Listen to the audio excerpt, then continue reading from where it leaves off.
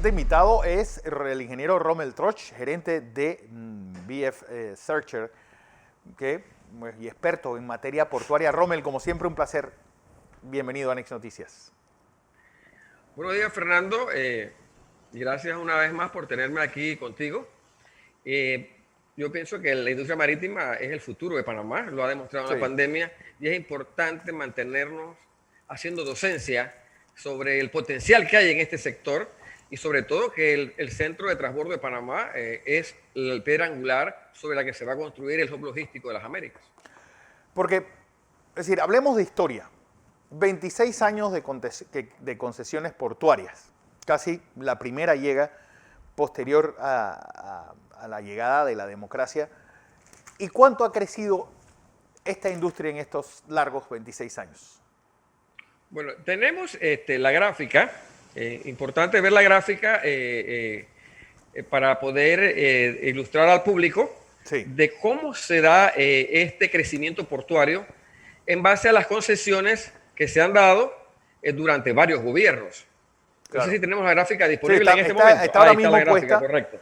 Del año 94 al año 2020. Las barras rojas, ¿qué significan? Bueno, mira, la primera barra roja que tenemos ahí es el año la primera concesión. 94, en la gráfica, ¿no? Sí. Ahí la concesión se da antes de eso, pero obviamente toma 2 años hacer operativo una concesión, hasta 3 años. Esa es la de Evergreen. No, la primera que se da es la del puerto de Manzanillo. Manzanillo en el Caribe. Y creo que se da en el 93 o 92, sí, durante el gobierno del presidente Endara. Correcto. Es la primera concesión que se da.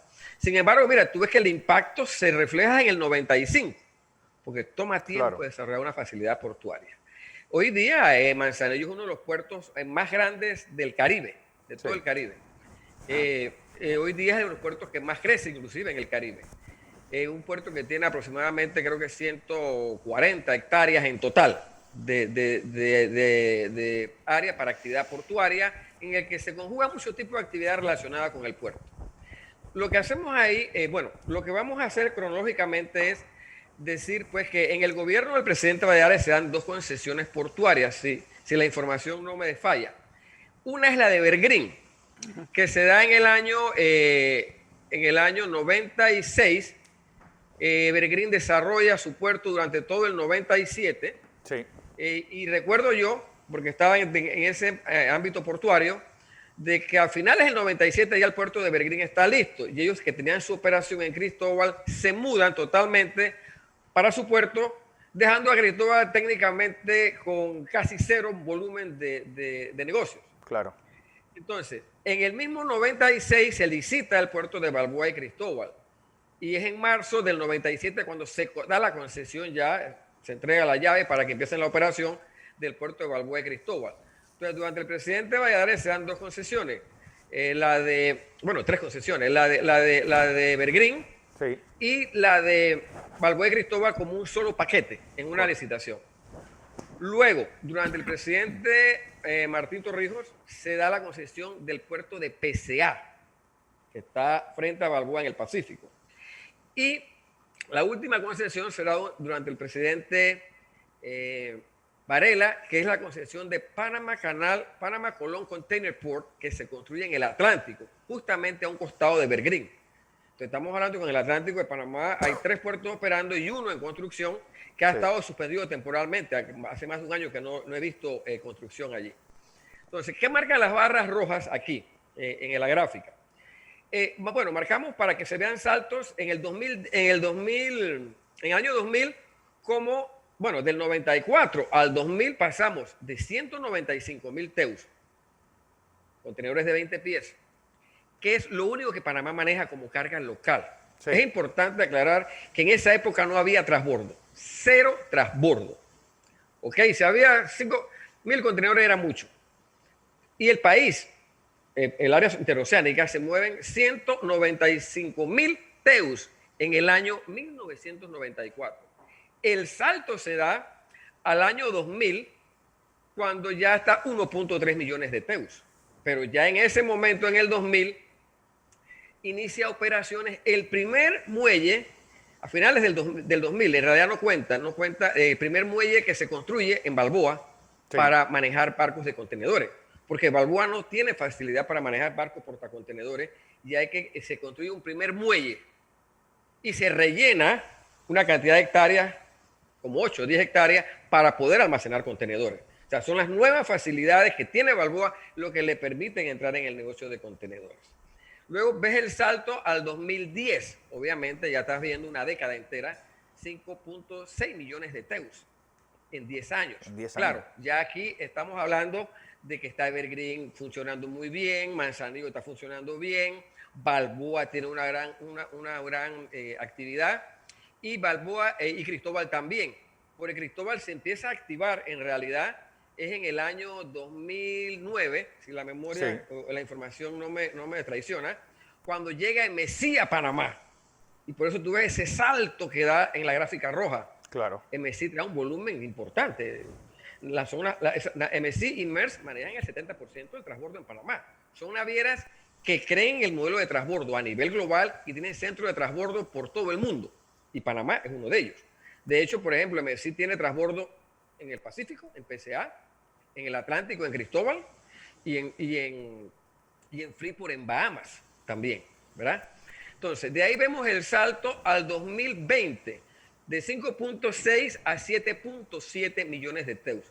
2 millones de crecimiento en una década.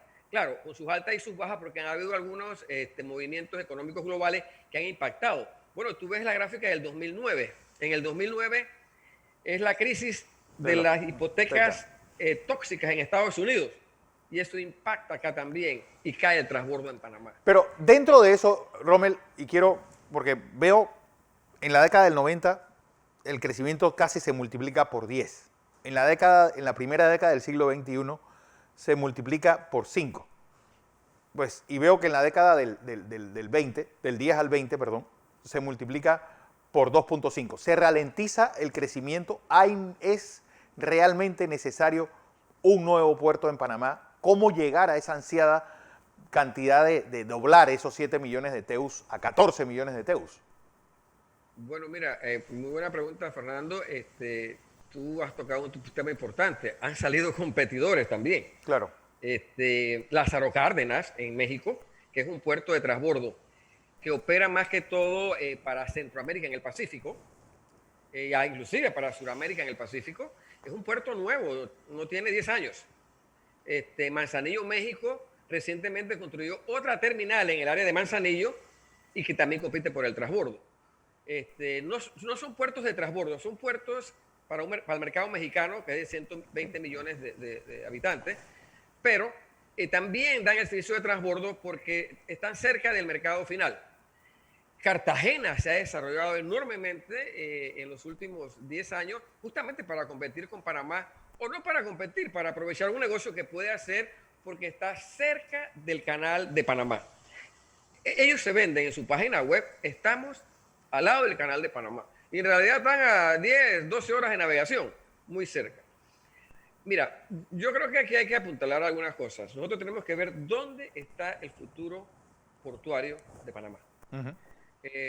La tendencia global es construir puertos de aguas profundas. Los centros de transbordo más grandes del mundo están construyendo puertos de aguas profundas fuera de su lugar donde estaban anteriormente.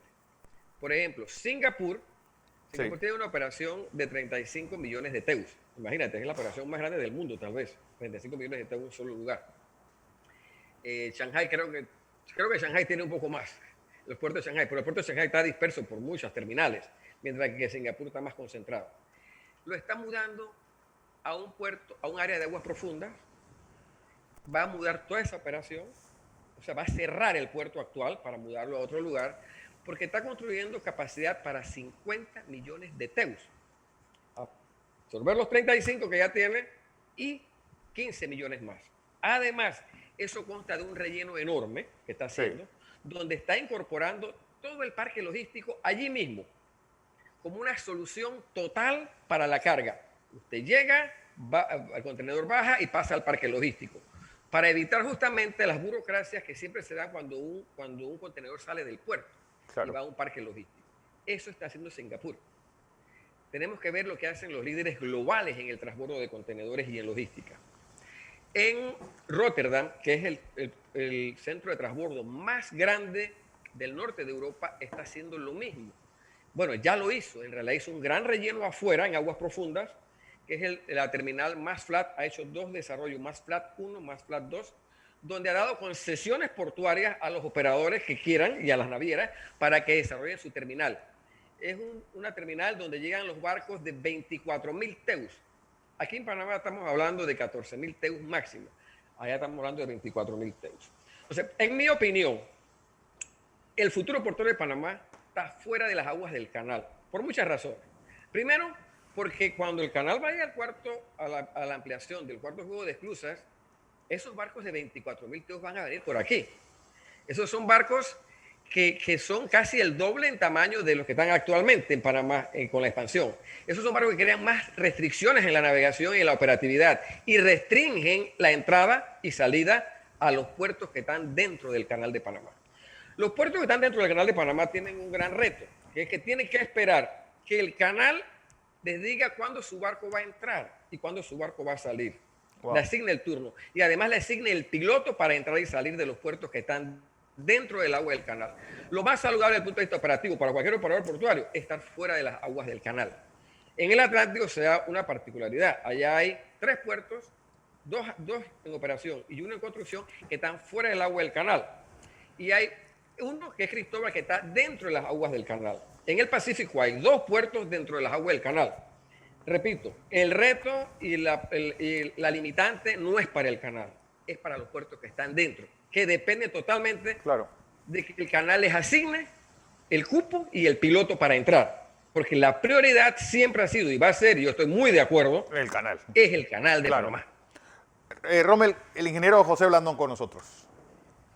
Buenos días, ingeniero Troch. Bueno, un placer. Buenos días, ingeniero. ¿Cómo está? Un placer compartir con usted. Lo dijiste muy rápido y voy a tratar de hacerte una pregunta para que lo diga más lento. Uno nunca puede medir el desarrollo portuario de una nación pensando en corto plazo. Uno tiene que mirar las tendencias del mundo, ¿no? Y decir, me voy a preparar porque esto no es que se hace de un día para otro. Usted ha presentado esta gráfica que nos dice a nosotros qué es lo que ha pasado en los últimos 20 años y el éxito que hemos tenido, que pudo haber sido mayor, Exitoso. pero bien. Mi pregunta es la siguiente. Pensando en el futuro y pensando en el futuro del mundo, nosotros tenemos que pensar en el cuarto juego de esclusas del canal. Eso requiere de que Panamá cuente con un puerto de aguas profundas, fuera del canal, que permita la eficiencia de todo el sistema. ¿Es así o no es así? Es correcto, y en el Pacífico obviamente la construcción es más fácil. El Pacífico es un mar más calmado. Yo creo que hay que revisar el proyecto de un relleno de aguas profundas, tal vez más allá de lo que era el famoso o el propuesto puerto de Palo Seco. De Palo Seco, porque sí. estás buscando calado profundo justamente para evitar dragar a futuro, primero. Y segundo, estar fuera de lo que es el área operativa del canal, justamente para no interferir con la entrada y salida de los buques. Porque ¿qué ocurre? Sí. Usted necesita, cuando usted llega a puerto, entrar de una vez o apenas el puerto esté libre. No depender de que otro le asigne el cupo o el piloto. Y eso es lo que ocurre actualmente Pero en los ¿dónde? puertos dentro del canal. Ahora, ellos lo saben, los que están dentro del área del canal, los puertos, y están dispuestos a trabajar con esa limitante. Pero eso a futuro va a ser más inmanejable, cada vez más difícil. Sobre todo con barcos de 24.000 teus, que son mucho más grandes que estos. Son barcos que demandan, son una operatividad diferente. De hecho, un barco de eso te va a consumir más muelle y más grúas y tal vez con la misma carga. Entonces es un reto. En el Atlántico, por otro lado, sí son aguas muy movidas, muy picadas, como se dice en el ambiente marítimo, y allá va a ser un reto diferente, pero se requiere un puerto de aguas profundas. Mire, ingeniero, en Shanghái hicieron un puerto de aguas profundas que para llegar allá hay una autopista casi. Yo creo que de 20 kilómetros. Sí. ¿Por qué? Porque como ya sale tanta carga de China, allá esos barcos entran a esa terminal. De aguas profundas, donde los barcos de 24.000 teus entran sin problemas. Y cualquiera generación de barcos adicionales que venga a futuro. Porque dicen que ese es el límite, 24.000 teus. Pero los arquitectos navales siguen inventando tecnología para hacer barcos más grandes. ¿Dónde puede ser este puerto de aguas profundas? Porque se habló de Palo Seco. Si yo opino que es en el área de Palo Seco, un poco tal vez más afuera, buscando aguas más profundas. Bueno, Tal vez 1 kilómetro más allá. Claro, ese es un tema también que es un reto ambiental porque hay que ver cómo está el tema del impacto ambiental en esa zona. Sin embargo, Claro. el concepto de Palo Seco es un concepto que tuvo adelantado en su momento, pero ya llegó el momento de ver ese puerto de aguas profundas, dónde va a estar en el Pacífico. Porque a diferencia del Atlántico, en el Atlántico hay puertos fuera del agua del canal. sí. Eventualmente, mire, el proyecto de Panamá Colón Container Port, yo vi la maqueta y ellos contemplan desarrollo más allá del rompeolas que hoy existe en Colón y casi técnicamente hacer otro rompeolas más afuera para proteger ese puerto, porque en el Atlántico los puertos están protegidos por el rompeolas. Sí. En el Pacífico están protegidos por la misma ribera del canal porque están dentro del canal. Cuando usted hace puertos muy afuera y hay mar muy picado, tiene que proteger el puerto y la operación con un rompeolas. Un rompeolas. Sí. Rommel, se ha hablado mucho de los dividendos de Panama Ports durante estos más de 20 años. La opinión dentro de la industria marítima es amenazar a un gran inversor de nuestro país. ¿Cuál es la opinión de la industria referente a esto? Bueno, mira, yo te puedo dar mi punto de vista. Yo vi cómo el Contralor hizo una conferencia de prensa, inclusive él recomendó al Estado que hiciera gestiones para recuperar esos dividendos, o para que le pagaran esos dividendos. Yo sí, empatizo y simpatizo con esa solicitud, inclusive el administrador ya solicitó los dividendos también. Yo creo que hay momentos que el país está en esta crisis de pandemia y económica, y es una crisis global, no nada más de Panamá. Claro. Yo veo con buenos ojos que Panamá pueda recuperar esos dividendos, porque necesita dinero para la salud de los panameños, sobre todo en esta crisis, con los grandes costos que hay en el sistema de salud. Bueno, don Rommel Troch, ¿hay posibilidad de conseguir doblar la cantidad de TEUs que manejamos en Panamá? Bueno, mira, definitivamente que, como lo he dicho en otras entrevistas, yo creo que Panamá puede alcanzar los 15 millones en 10 años, pero eso no se puede hacer solo. Los operadores portuarios que hay en Panamá son expertos, conocen el negocio. Yo creo que Panamá tiene una gran oportunidad, viendo la fortaleza de esta industria que en pandemia está dando buenos frutos.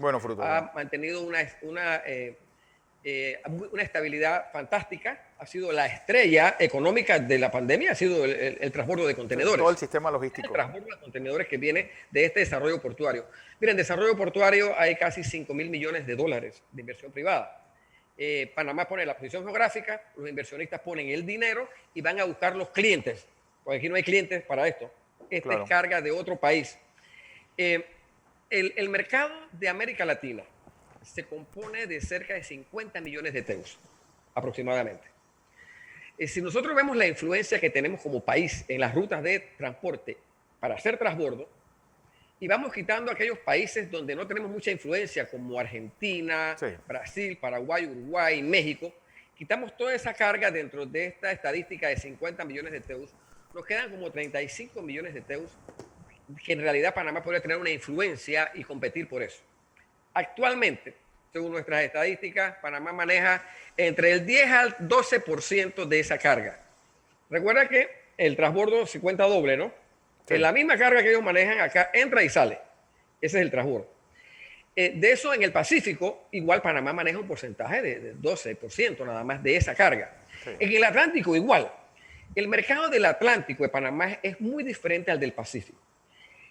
Comportamiento diferente. En el Pacífico, el transbordo no es obligatorio. Hay que atraerlo. En el Atlántico, el transbordo es obligatorio por la configuración de las mismas zonas. De hecho, en el Pacífico hay servicios directos de China que van a México, saltan Centroamérica. Ahora que hay barcos más grandes, los saltan porque son muy grandes los barcos, sí, que no pueden llegar a Salvador o a Costa Rica, pero eventualmente sus puertos se van a desarrollar. hay servicios directos con barcos Neopanamax que llegan a México, Colombia, saltan a Ecuador, van a Perú y Chile. O sea, eso te dice que el transbordo en el Pacífico también compite con el servicio directo. En el Atlántico no hay ningún barco que venga de China que vaya a Venezuela, por ejemplo, ¿verdad? A llevar carga. Pero si hay barcos de China, de Far East, que pasan por el canal y van a Cartagena a dejar carga y a hacer transbordo. Y de ahí a la costa este de Estados Unidos. El transbordo es obligatorio para todas las islas del Caribe y los países de Centroamérica y muchos de Sudamérica, cuando vienes por el canal de Panamá. O sea que por eso que en el Atlántico hay más puertos. Claro. Porque allá es obligatorio hacer transbordo. En el Pacífico no es obligatorio, pero tú puedes vender el transbordo y ha habido un éxito en vender el transbordo. Y lo más importante que Panamá tiene es que puede ofrecer desde el Pacífico servir a todo el Caribe a través del ferrocarril, que también es otra concesión que viene junto con las concesiones portuarias, porque es un paquete. Mira, las dos navieras más grandes de Panamá, que llegan a Panamá, no vienen por un puerto. Vienen por un puerto en el Atlántico y otro en el Pacífico, y esa conexión ferroviaria y carretera que da la autopista Panamá-Colón, que es servida por varios compañías de trucking, de camiones, que dan el servicio de transbordo por carretera. ¿Por qué? Porque no siempre el ferrocarril es necesario. A veces para ciertas cantidades o para ciertas urgencias, el camión es más rápido y más importante. Bueno, Rommel Troch, como siempre, pues importante tu participación y gracias por ese pantallazo general al negocio portuario panameño. Don José.